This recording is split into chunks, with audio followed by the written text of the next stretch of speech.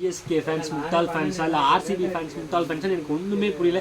Cricket fans தான் இதை காப்பாற்றுற. Cricket இவங்கள்ட்ட வந்து எப்படிங்க அவங்க சென்னையில் வந்து நம்ம லாலிபாப் வச்ச மாதிரி சொல்லி இவங்க வந்து ஜெர்சியில் இந்த இடத்துல 2016 2017 பேனுங்கிற மாதிரி சிங்கம் போட்டு அது ஜெயிலில் உட்காந்துருக்க மாதிரி ஒரு கிரிக்கெட்டுக்கே பேர் அவமானம் தான் நான் சொல்லுவேன். பிசிசிஐ தயவு செஞ்சு நீங்கள் இந்த குளிர் காயாமல் கொஞ்சம் நல்ல நடவடிக்கை இருக்குன்னு நான் தாழ்மையுடன் கேட்டுக்கொள்கிறேன். ஏகப்பட்ட டிராமாங்க. எல் கிளாசிக்கோ மேட்ச்னா இனிமேல் சிஎஸ்கே வர்சஸ் எம்ஐ இல்லை, சிஎஸ்கே வர்சஸ் ஆர்சிபி மேட்ச் எங்கே போச்சு.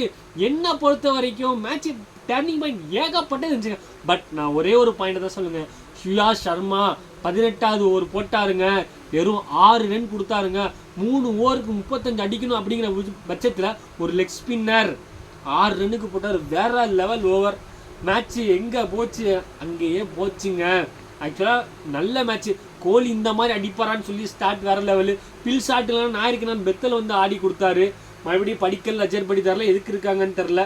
படிக்கல் கூட ஒரு 2 இன்னிங்ஸுக்கு முன்னாடி நல்லா 50 அடித்தார். பட்டித்தார் அவர் கேப்டன்ஷிப் மட்டும் தாங்க பண்ணார், மற்றபடி எதுவும் பண்ணல.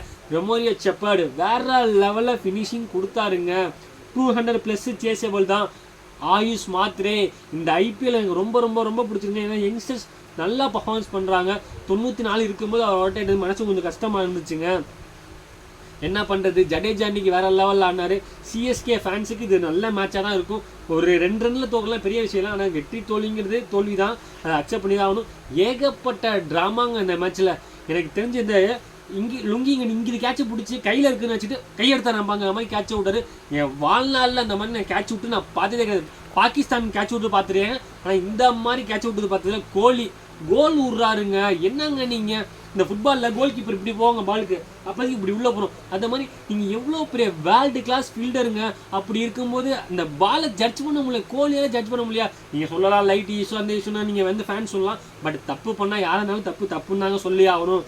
அதாவது ஒரு பவுலரு இந்த சின்ன ஸ்டேடியத்தில் ஒரு நல்ல ஃபார்மில் இருக்க பேட்ஸ்மேனுக்கெல்லாம் போகிறது எவ்வளோ கஷ்டம்னு பவுலருக்கு தான் தெரியும்.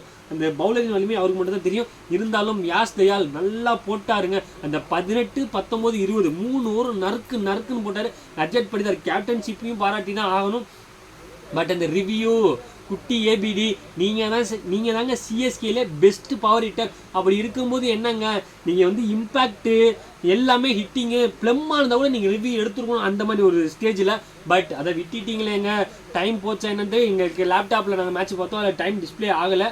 டைம் போச்சா என்னன்னு தெரில. தோனி முடிச்சு கொடுத்துருப்பாருன்னு நினச்சோம். 1 செகண்ட் யாஷ் தயால் வந்து நல்லா போட்டு காமிச்சிட்டாருங்க. World best finisher, one of the best finisher Dhoni. இப்போ இல்லைனாலும் சில வருடங்களுக்கு முன்பு அவர் தான் பெஸ்ட் ஃபினிஷராக இருந்தார். அவரை வச்சு நிப்பாட்டது லேசுபட கடையில் வேற லெவல் நிப்பாட்டினாங்க.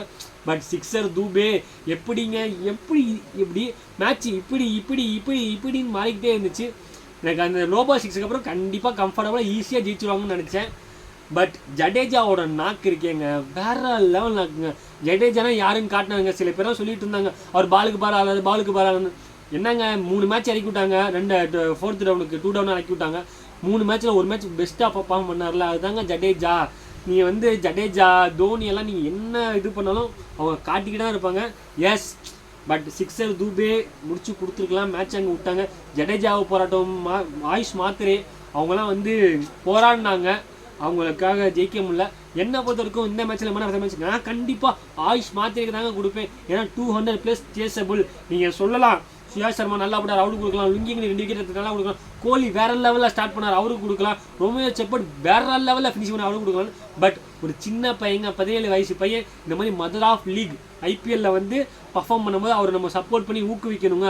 அதனால நான் ஆயுஷ் மாத்திரை கொடுப்பேன். சிஎஸ்கே தோத்துனாலும் பரவாயில்ல நான் கொடுத்துருப்பேன். நீங்கள் யாரும் கொடுப்பீங்கன்னு சொல்லி கமெண்ட் பண்ணுங்கள். இந்த வீடியோ பிடிச்சா லைக் பண்ணுங்கள். ஐபிஎல் பார்க்க ஸ்டார்ட் பண்ணுங்கள். மறக்காம நம்ம சேனலை சப்ஸ்கிரைப் பண்ணுங்கள். Thank you guys.